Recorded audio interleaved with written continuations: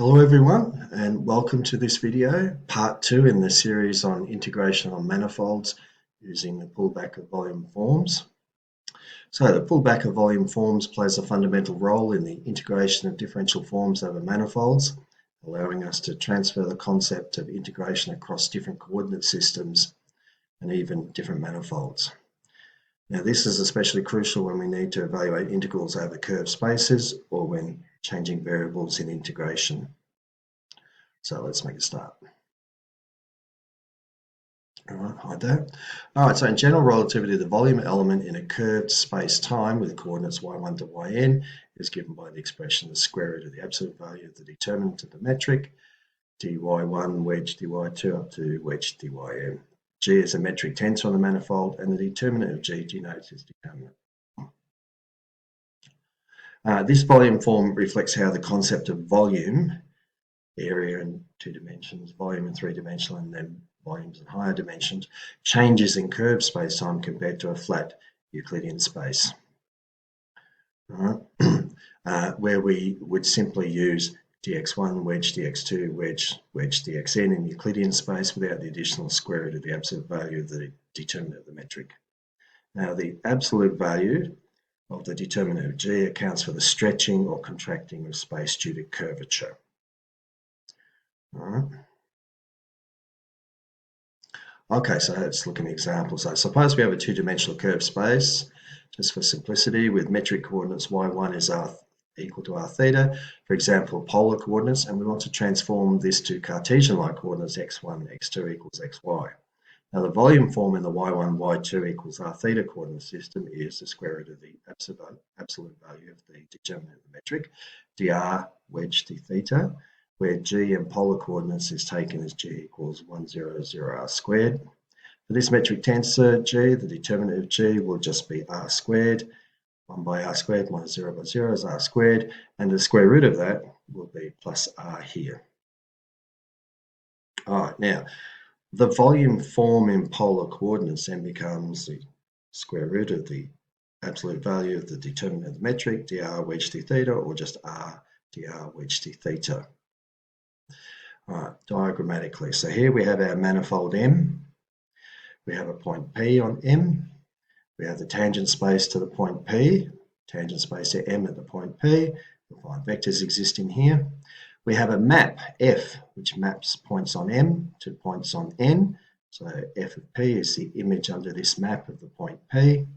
We have a manifold N here. We have the tangent space to N and the point F of P. And here we're going to have our coordinate system, r theta. All right, we'll have an inverse map which goes back the other way in blue here. All right, now coincident with these tangent spaces are the dual or cotangent space. So the dual or cotangent space to M at the point P, denoted with a T upper asterisk. All right, forms live in here, vectors exist in the tangent space here, in the cotangent space are where forms exist. Differential forms exist, and we have omega p at the point P, and we have over here the tangent space to cotangent or dual tangent space to N at the point F of P is here. Now remember, these are coincident with these tangent spaces here. They're just drawn separately for the sake of clarity, so that the diagrams don't become too messy. When we talk about the pullback under the map F, that's where we take a form on N and we pull it back in the opposite direction to F. So the purple one here indicates us pulling back under this map, the pullback of a form here under the map F. That is a pullback, and we call it F upper asterisk to indicate the pullback. What are we pulling back? We're pulling back omega F of P. We're pulling it back to the point P here. So this form is pulled back to this form here. Under the inverse map, which takes points here on the tangent space to N at the point F of P and pulls from this tangent space and pulls them back, all right, then the pullback of that is the green map, okay, going in the opposite direction, taking a form from here and pulling it back over here.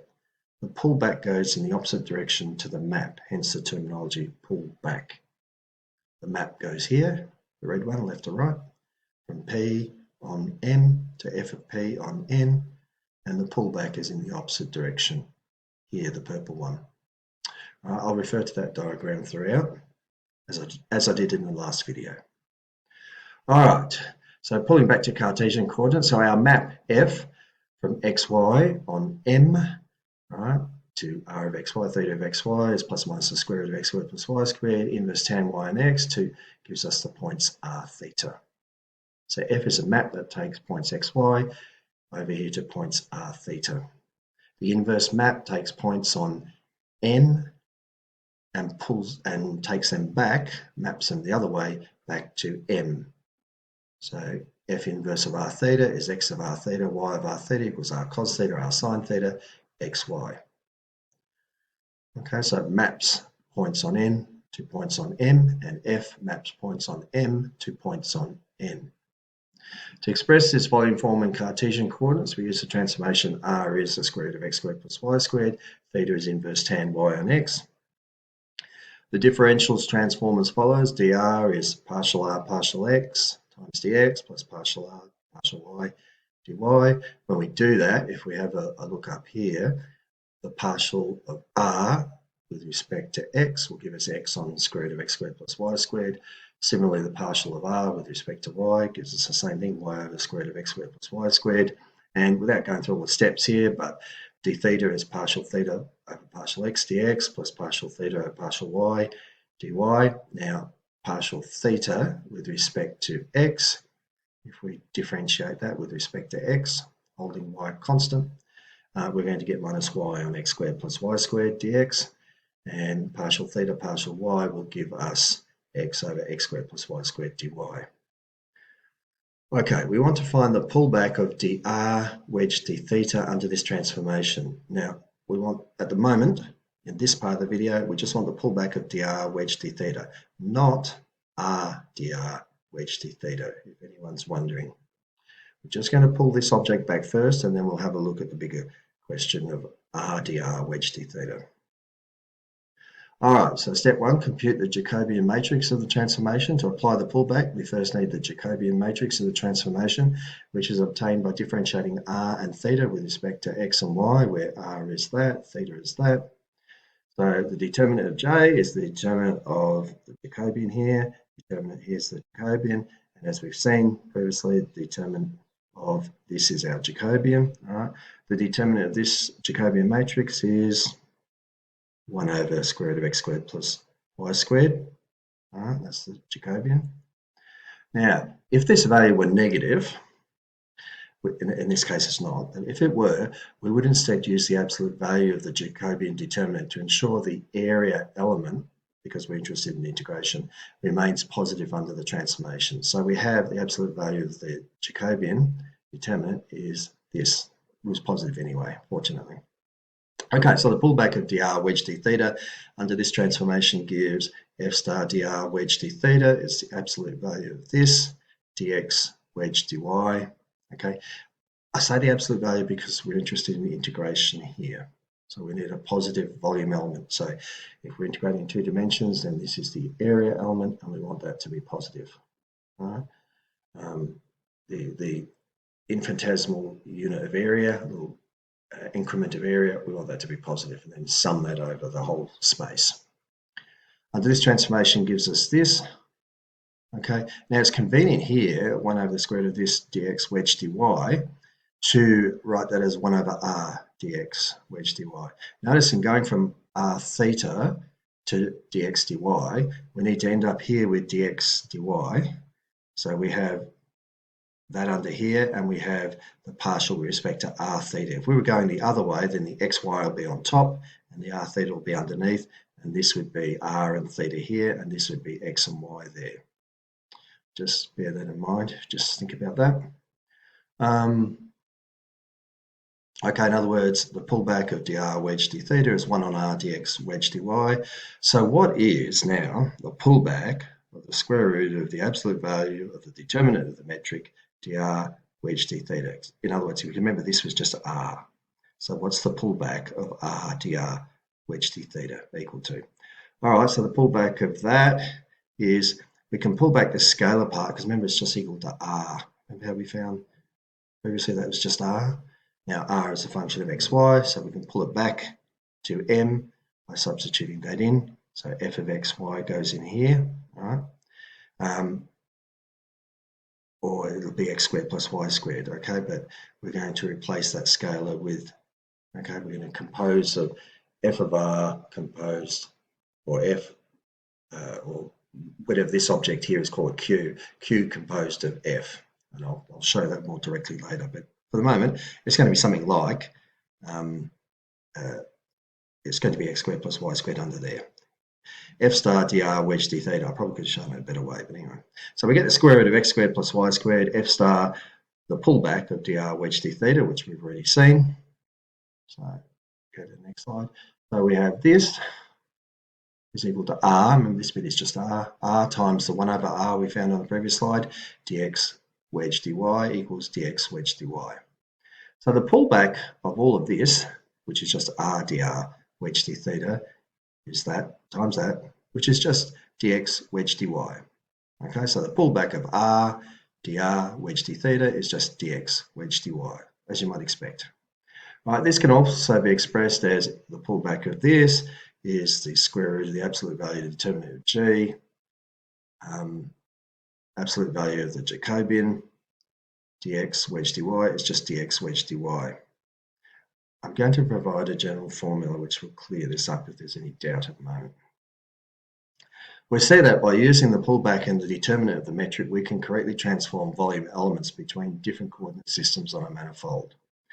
This approach allows us to integrate scalar functions over a manifold while accounting for the effects of curvature and coordinate changes. All right, so the pullback of this is given by, if we were to call this form here, this 2 form, we would call it omega f of p, this one here, omega f of p, and we want to pull it back, so that's in the purple direction here, we want to pull it back from the r theta coordinate system, or uv. I should have put r theta here, I forgot to include the previous diagram. Okay, so here's our 2 form here, and we're going to, I didn't mean uv, this is for the next video, I meant r theta here. Anyway, we're going to pull it back, and that's in the direction of the purple one, which is against the red arrow here. The map F goes from left to right here, and the pullback is going from right to left. So that'll pull this back to this. Pull it from the tangent space to n and back to the tangent space to m. To the cotangent space, sorry, from the cotangent space to n, back to the cotangent space to m. All right, that's what we're doing in this particular example. All right, so suppose we want to integrate over n, but we have a map f that maps points on m to points on n and wish to pull back the integral to m. All right, so the integral of some form, k form, n form, whatever, over n is equal to the pullback of that k form, n form, whatever you want to call it, over m. All right, these two things are equal. So take this, the pullback of this integrated over m is the same as the original form integrated over n. So if omega f of p is q r theta dr wedge d theta, then the integral of this over n is equal to, and here's the correct formula I was mentioning earlier, is q composed of f of xy, which is what I was trying to show in the previous slide. Then we're in 2 dimensions now, so the area element, okay, area volume, area element is the absolute value of the determinant of the Jacobian, dx dy. All right, so the pullback from n, sorry, of this, so the pullback from n over here, omega f of p, you pull it back here, the purple one, you get omega of p. So the integral of that over n, so the integral of omega p over the cotangent space to n is equal to the pullback of this integrated over the cotangent space to m, according to this rule. All right, so again, I've inserted this slide simply to labour the point. This integral is equal to this integral. So this integrated over n is equal to it pulled back to m and then integrated over m. All right. Same thing. Okay. Can't miss it. Very large letters on the screen here. I can copy and paste, obviously. And the formula again. So this form here, integrated over n, is the same as its pullback integrated over m. All right. Okay, which is another way of writing that is this business here. In our case, for our example, we'd have this here, okay, and this would be originally some function of r or something when it was on n. All right, so the Jacobian determinant j and the metric determinant, another way, more compact way used in relativity rather, is the square root of the absolute value of the determinant of the metric, just represented like this in more compact form, are related but serve different purposes when transforming integrals on a manifold. So the Jacobian determinant j and the metric determinant are related but serve different purposes. So Jacobian determinant, when changing coordinates from one system, x1, x2, xn coordinate system to another, y1, y2, yn, the Jacobian determinant j measures the change in volume under the transformation. So for a transformation f that maps m to n, if we express the coordinates that in terms of y1, y2, yn, then the Jacobian determinant is j as the determinant of this partial xi's on partial yj's. When integrating a scalar function over a region, the volume element in new coordinates changes by a factor of the absolute value of the Jacobian determinant, the absolute value of j, where j is evaluated at each point. All right. Now, metric determinant volume form and curve spacetime. In general relativity, when integrating over a curved manifold, the volume element isn't just a result of coordinate change, but also includes the effects of the manifold's curvature, encapsulated in the metric tensor G. For a metric, G alpha beta in coordinates y1, y2, yn, the volume element is given by this, right? That's the volume element, where determinant G is the determinant of the metric tensor. This determinant captures how much the infinitesimal volume element changes due to both curvature and coordinate choices. Now, the relationship between the Jacobian and the metric determinant, and I'm going to pick this up with another example in the next video. But when transforming integrals involving volume forms in general relativity, the Jacobian determinant and the metric determinant combine to give the correct transformed volume element. That's the Jacobian determinant and the metric determinant combine to give the correct transformed volume element. In general, if we switch from coordinates y1, yn to yn, the new coordinates x1, x2, xn, we apply both the metric determinant and the Jacobian as follows.